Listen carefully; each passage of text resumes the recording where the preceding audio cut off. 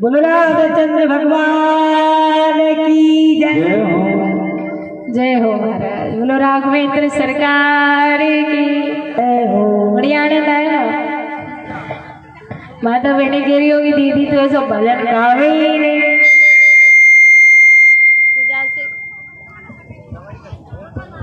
श्री राधे हरिओम हरिओम हरिओम। श्री राधे थोड़ी सी आवाज बढ़ाइए।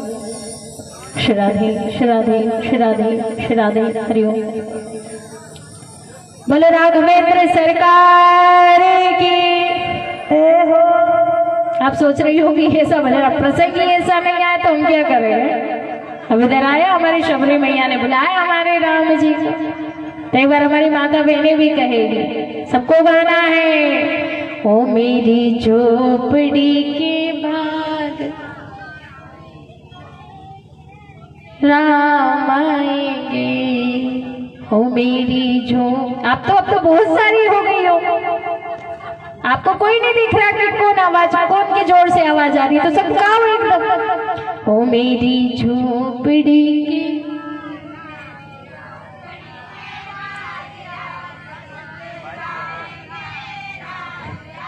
थोड़ा सा और वॉल्यूम बढ़ा दो जरा सा, तो जो माता बहनें नहीं आई ना उनको भी बड़ा आनंद आ रहा है वहां पे, हमें भी चलना चाहिए काम छोड़ के। ओ मेरी जो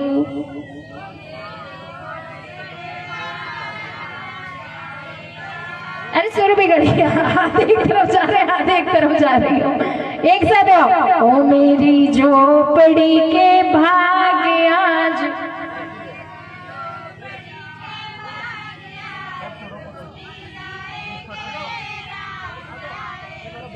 हो मेरी झोपड़ी के भाग्य आज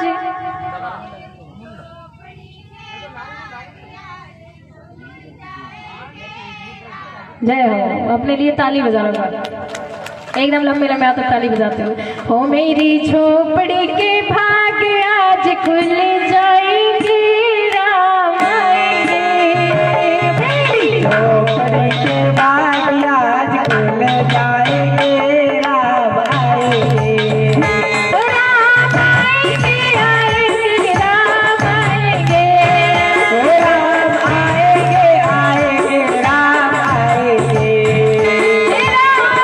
आएंगे, आएंगे, राम आएंगे, राम आएंगे, आएंगे, राम आएंगे।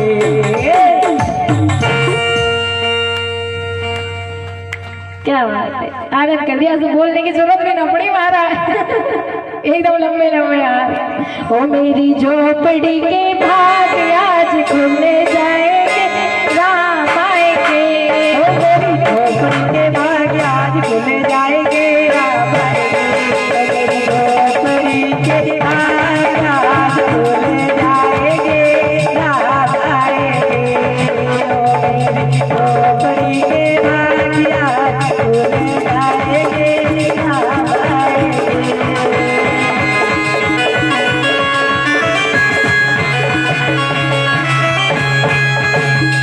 बोलिए राघवेंद्र सरकार की जय हो। गोस्वामी जी महाराज कहते हैं मतंग ऋषि की जो सेवा की है, आज जो ऋषि मुनि की सेवा की है, आज मैया शबरी के आंगन में हमारे भगवान पधारे हैं। जैसे ही मैया शबरी के आश्रम में आए हैं हमारे भगवान, मैया ने बढ़िया अच्छे से उनके चरण पखारे हैं। चरण पखारने के बाद भगवान को अच्छे से सुंदर से स्थान पर बिठाया है। राम लक्ष्मण दोनों भाई को बिठा करके जलपान कराया है, कंद मूल खिलाया है। जो हम कहते ना सबरी के झूठे बेर खाए हमारे प्रभु राम। मैया ने बेर को निकाला मुंह से, पहले खुद खाया कि खट्टा है या मीठा है, फिर मेरे प्रभु को खिला रही है। मैया ने वो जो प्रेम से बेर खिलाए हैं महाराज, हमारे भगवान ने खा लिए। जिस प्रकार हमारे मैया शबरी ने क्या था, प्रेम था, भाव था। भगवान ये नहीं देखते कि आप कितने पैसे वाले हो, भगवान कभी ये नहीं देखते कि आप गोरे हो कि काले हो, भगवान कभी ये नहीं देखते कि आपका कितना बड़ा मकान है। वो तो केवल और केवल भाव देखता है, प्रेम देखता है। जहाँ प्रेम दिख जाता है ना, वही हमारे भगवान आ जाते हैं बाहर। विदुरानी ने केले के छिलके खिलाए थे, केले के छिलके। जब विदुरानी ने केले के छिलके खिलाए तो केला तो फेंक दिया महाराज, और छिलके छिलके प्रभु को खिला दिए। तो वो विदुरानी के प्रेम के प्रभु ने छिलके खाए महाराज। तो वो एक प्रेम एक ऐसी चीज है महाराज कि भगवान ये नहीं देखता कौन जाती है कौन पाती है, बस उनको तो प्रेम चाहिए, भाव होना चाहिए। भाव जीवन में होगा, मन में होगा ना, तो हमारे घर भी आके प्रभु कुछ भी खा सकते हैं, लेकिन हम खिलाए तब ना। वो शबरी की तरह वो इंतजार हो, प्रतीक्षा हो, वो प्रेम हो, तब हमारे भगवान राम आएंगे। भगवान राम जी ने मैया शबरी को उपदेश दिया है, बहुत सारा उपदेश दिया है। प्रथम भक्ति संतन करि संगा, दूसर रति मम कथा प्रसंगा। श्रवणम कीर्तनम विष्णु स्मरणम अर्चनम दास्यम सख्यात्म निवेदनम। 9 प्रकार की जो भक्ति है वो भगवान श्री राम ने मैया शबरी को बताई। पहली भक्ति है श्रवणम, यानी कि मेरी कथा का श्रवण करो। आप जो बैठ करके यहाँ कथा श्रवण कर रहे हो ना, ये भी एक प्रकार की भगवान की भक्ति है महाराज। श्रवणम यानी कि कथा को श्रवण करो। श्रवणम कीर्तनम यानी कि जो हम ये बीच बीच में कीर्तन करवाते हैं उसमें ताली बजाओ, मुख से वो कीर्तन गाओ, ये भगवान की भक्ति है महाराज। सख्यात्म निवेदनम अर्चनम दास्यम, ये इस प्रकार की 9 प्रकार की भक्ति प्रभु ने मैया शबरी को बताई। आज भाव है तभी तो हम कथा सुन रहे हैं, और आज भाव नहीं होता महाराज तो क्या हम यहाँ बैठते 3 घंटे।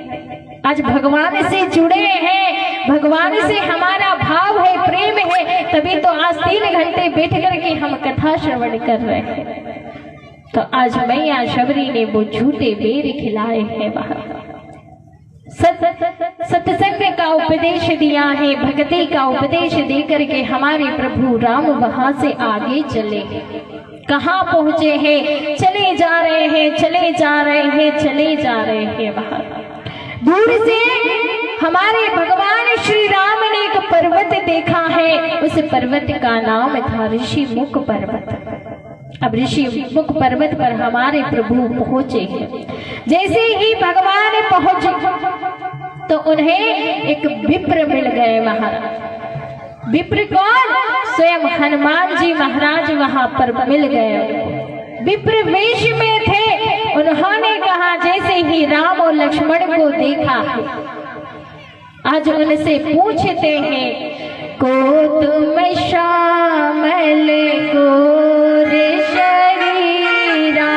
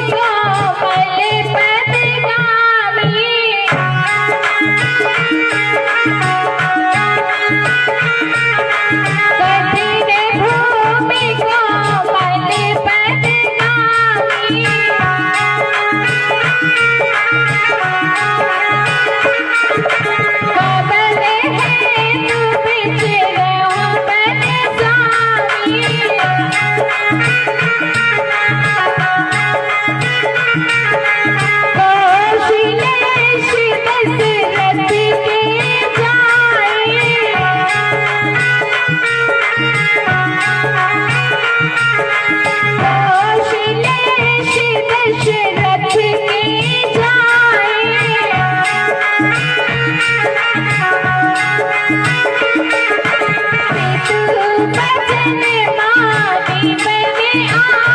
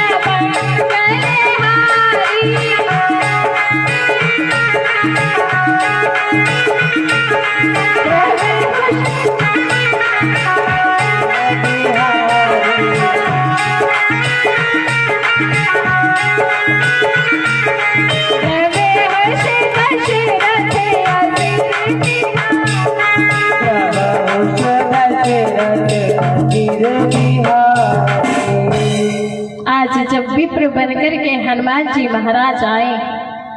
आज राम और लक्ष्मण दोनों भाइयों से पूछते हैं, को तुम श्यामल गोर शरीरा, छतरी रूप धर्यो बनबीरा। आप एक सांवरे हैं, सांवरे हमारे भगवान श्री राम थे और लक्ष्मण जी गोर वर्ण के थे महाराज। आज पूछते हैं आप दोनों यहाँ इस वन में ये छतरी रूप धर्यो बनबीरा, आप ऐसे मालूम पड़ते हो जैसे कोई छतरी हो। आप छतरी वंश से हो, लेकिन यहाँ इस वनवास सा वेश धारण करके यहाँ घूम रहे हो, किस कारण हेतु घूम रहे हो? इस कठिन भूमि को देखो, कब यहाँ पर कितने सारे कंकड़ पत्थर हैं। इस भूमि में आप नंगे पैर कहाँ घूम रहे हो, कहाँ चले जा रहे हो?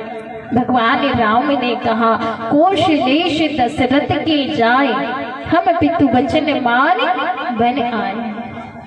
हमने पिता के वचनों का पालन करने के लिए हम वन में आ गए। हम अयोध्या नरेश दशरथ जी के पुत्र हैं। अब फिर कहा कि आप कौन हो, कहाँ से हो, आप क्या हो, सब कुछ बताया है महाराज। आपन चरित्र में कहाँ गाई, जैसे ही कहा, यानी कि मैं अपना चरित्र का बखान नहीं कर सकता। हनुमान जी महाराज समझ गए ये कौन है। बोले ये तो साक्षात परब्रह्म है, निराकार ब्रह्म है, जो भगवान राम का रूप लेकर के आए हैं।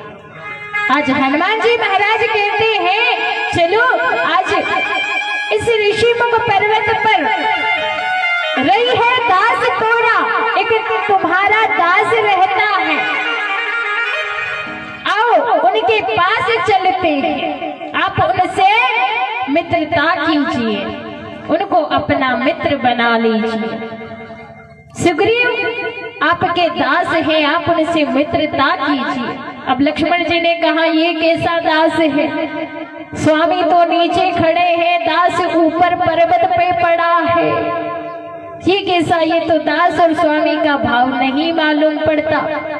ये कैसा दास है? हम मित्र करें तो कैसे करें? बोले ये दास तो ऊपर पर्वत पे, इसके लिए तो हमें खुद चल करके पर्वत पर जाना पड़ेगा।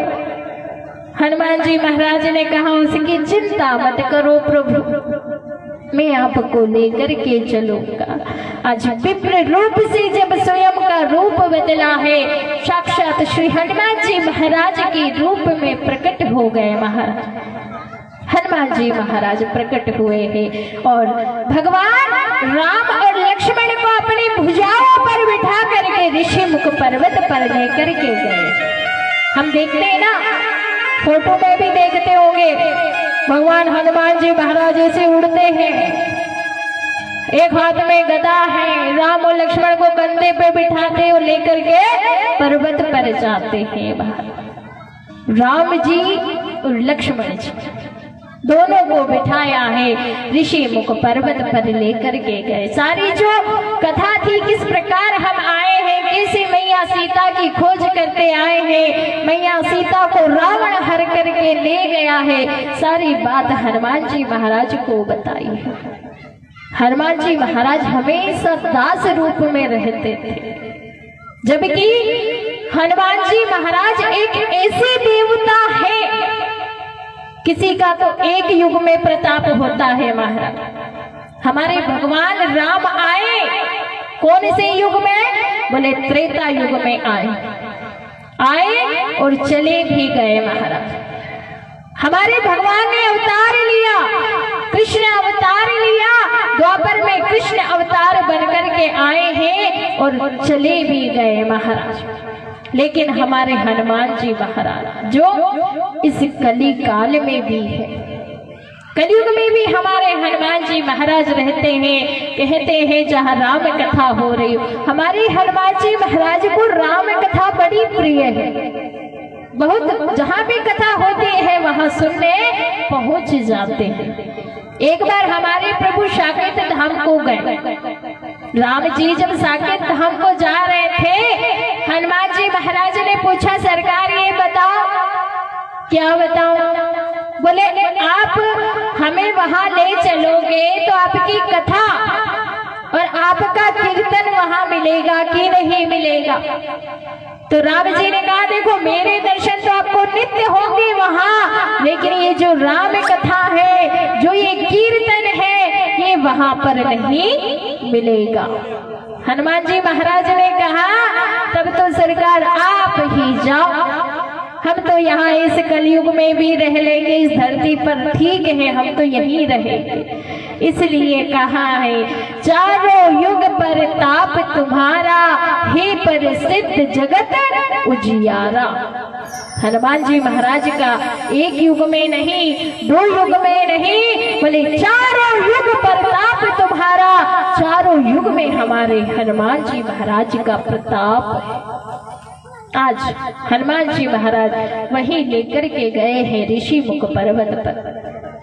आज हमारे प्रभु ने सुग्रीव से मित्रता की है महाराज। आज मित्र का भाव जब आया है, मैं भी आपसे कहती हूँ सरकार पर विश्वास करो, प्रेम रहो, आप घर में रहो महाराज। जैसे हम कहीं कथा सुनने गए, अब आप लोग ही कथा सुनने आए हो, अब आप बैठे हो, कोई आपकी जान पहचान की आ जाए या जान पहचान वाला आ जाए महाराज, तो हम लोग दो जने बैठे होते हैं, जगह नहीं होती है, लेकिन कोई पड़ोसी आ जाए तो हम कहते भैया इधर आ जाओ, इधर यहाँ जगह है। बोले जगह नहीं है, बोले नहीं है तो हम बना लेंगे। उससे क्या कहते हैं जगह नहीं है, थोड़ा तू खिसक थोड़ा हम खिसके, उसमें जगह बना लेंगे और उस पड़ोसी को अपने पास बिठा देंगे। तो उसी प्रकार महाराज घर में रहो, 6 लोग रहो, 7 लोग रहो, लेकिन एक सरकार के लिए, भगवान के लिए, प्रभु के लिए एक वो जगह बनाओ। प्रभु यदि जगह भी नहीं होगी ना तो थोड़ी थोड़ी जगह में हम आपको रख लेंगे, लेकिन आप हमारे साथ ही रहो। एक भाव, एक प्रेम होना चाहिए। एक सेठ जी थे महाराज, अब सेठ जी थे तो इतने कंजूस सेठ जी थे कि यदि कोई कहे ना कि कथा हो रही है पैसे चढ़ा दो, कंजूस थे, पैसे भी नहीं चढ़ाते थे महाराज। आरती हो रही है, आरती में पैसे डाल दो, ना चढ़ाते महाराज। बहुत कंजूस, एकदम कंजूस थे। अब हुआ क्या, एक दिन कथा हो रही थी महाराज, अब कथा में आए वो, आकर के क्या किया, जैसे ही कथा में आए आकर के बैठे, 3 घंटे की कथा, 3 घंटे की कथा सुनी महाराज। अब जैसे ही आरती का समय आया, अब आरती का समय आया तो वो जो सेठ जी थे ना, अब जैसे आरती सबके पास जाती है ना, वैसे आरती सबके पास गई। अब सबने आरती ली महाराज, कोई 50 डाले, कोई 100 डाले महाराज। अच्छे पैसे वाले लोग होंगे वो तो कोई 100 डालता है, कोई 50 डालता है। अब वो कंजूस सेठ था, उसने, उसके पास जैसे ही वो थाली गई आरती की, अब वो आरती देखे फिर उन पैसों को देखे, सोच रहा कि 150 के नोट सब डाल रहे हैं। अब वो कंजूस था, उसके हाथ से पैसा तो छूटता नहीं था महाराज। तो उसने क्या किया, एक काम करता हूँ, इतनी भीड़ में कौन देख रहा है, डालना तो पड़ेगा। कथा सुनी है, 150 नहीं तो कम से कम 5-10 रुपए तो डालने पड़ेंगे। इसलिए उसने अपने पॉकेट में हाथ डाला और 10 का नोट निकाला और आरती में डाल दिया और आरती ले ली महाराज। अब उसने आरती ले ली, वो पॉकेट में से पैसे निकाला, डाला महाराज। पीछे एक भैया खड़े हुए, बैठे हुए थे वहीं पर बगल में। अब बगल में बैठे तो उन्होंने वो कहा कि लो भैया ये 500 का नोट। अब उसने सोचा कि ये आरती में डालने के लिए दे रहा है, तो उन्होंने क्या किया, वो 500 का नोट वो भैया से लिया, बगल वाले जो पीछे उनके बैठे होंगे उनसे वो 500 का नोट लेकर के और वो भी आरती में डाल दिया महाराज। अब जैसे ही आरती में डाला, अब वो कंजूस सेठ तो 500, बोले इतना बड़ा नोट, 500 रुपए डाल दिए, वो भी आरती में 500। वाह कलेजा, इतना बड़ा कलेजा वाला था कि आरती में 500 रुपए डाले। अब वो सोच सोच के बेचारा कंजूस सेठ था, सोच सोच के उसका दिमाग खराब हो गया महाराज। पूछता हूँ इतना बड़ा आरती में 500, आजकल कोई 1 रुपया नहीं डाले महाराज, आरती में 500, 50 डाल देता, 100 डालता, 500 रुपए, 500 की बड़ी कीमत होती है महाराज। अब वो उससे रहा नहीं गया महाराज। अब प्रसाद की लाइन लगी महाराज, प्रसाद में फिर दोनों मिल गए। अब वो सेठ जी फिर उन भैया को देखे, आखिर उससे रहा नहीं गया, पूछ लिया उसने, क्यों भैया बड़े कलेजे वाले हो, 500 रुपए आरती में डाले। उसने कहा हमने? बोले हाँ हाँ आपने तो 500 रुपए डाले, वो आपने मुझे दिया तो था 500 का नोट। बोले आरती में मिले। तो क्या किया आपने, डाल दिया? बोले हाँ हमने तो डाल दिया। तो बोल दो जय सीताराम, भैया वो नोट आपका ही था। बोले आपको 10 रुपए जब निकाल रहे थे ना, तब वो 500 का नोट आपका नीचे गिर गया था, तो मैंने आपको रखने के लिए दिए थे। क्या किया? दान दिया। बोले जय सीताराम। तो भगवान ऐसे हैं कि उनको जहां जैसा चाहिए ना वो स्वयं कर लेते हैं महाराज। जहां जितना चाहिए होता है ना ले लेते हैं महाराज, छीन लेते हैं। ऐसे नहीं देगा तो ऐसे लेंगे महाराज, पर लेंगे जरूर। इसलिए जीवन में जहाँ कहीं भी लगे ना कि हाँ यहाँ दान देना आवश्यक है, कहते हैं कि तन पवित्र सेवा किए, धन पवित्र कर दान, मन पवित्र हरि भजन सो और होत त्रिविध कल्याण। ये जो हमारे तन की पवित्रता, इस शरीर की पवित्रता कब होती है? जब इस शरीर से हम तन पवित्र सेवा किए, यानी कि सेवा करते हैं। किसकी सेवा? बोले बड़े बुजुर्गों की सेवा करो, माता पिता की सेवा करो, हमारे घर में कोई अतिथि आए, मेहमान आए, उनकी सेवा करो, तब जाकर इस शरीर की पवित्रता है महाराज। और धन पवित्र किए दान।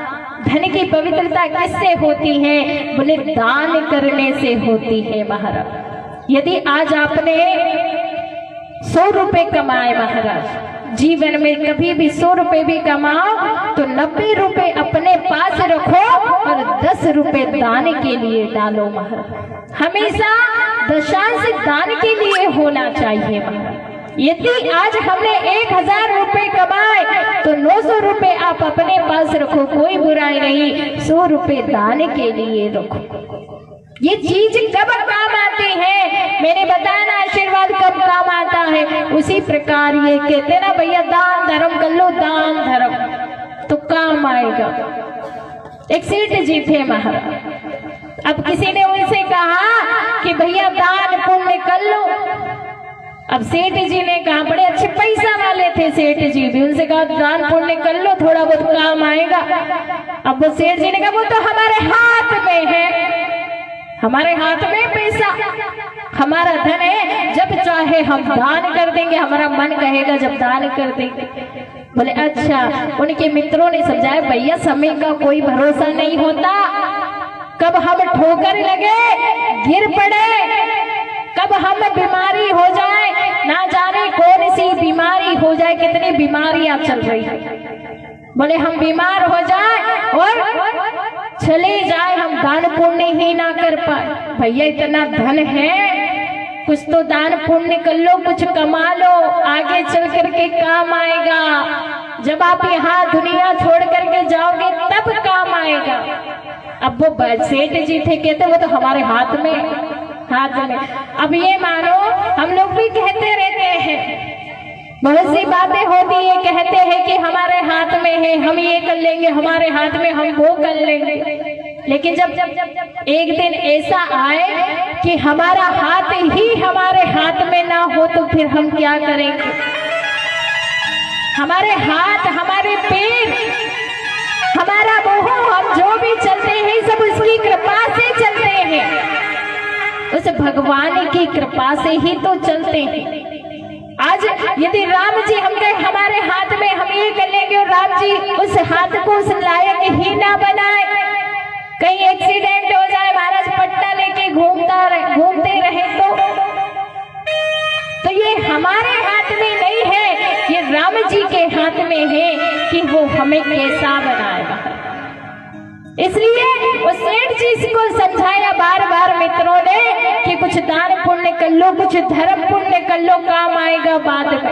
अब वो बार बार ये कि हमारे हाथ में, तो एक दिन उसका हाथ ही हाथ में ना रहा महाराज, उसको लकवा हो गया, पैरालाइसिस जिसको बोलते हैं। अब जब लकवा हो गया, ना तो हाथ को हिला सकता है, ना मुंह से कुछ बोल सकता है, ना शरीर हिल रहा है, बस एकदम खटिया पे पड़ा हुआ है महाराज। अब उसके मित्र आए, मित्रों ने कहा भैया अब तो दान पुण्य कर लो। उन्होंने सोचा कि कुछ समय की बात है, मित्र का हम दान पुण्य हम खुद ही अपने हाथों से करवा देते, क्योंकि कहीं कहीं ऐसा होता है कि जब कोई मरने वाला होता है ना, हम कहते इसके मुंह में तुलसी पत्र डाल दो, तो ये भगवान के धाम को जाएगा। उसी प्रकार सेठ से उस मित्रों ने कहा कि आप अब दान कर दीजिए।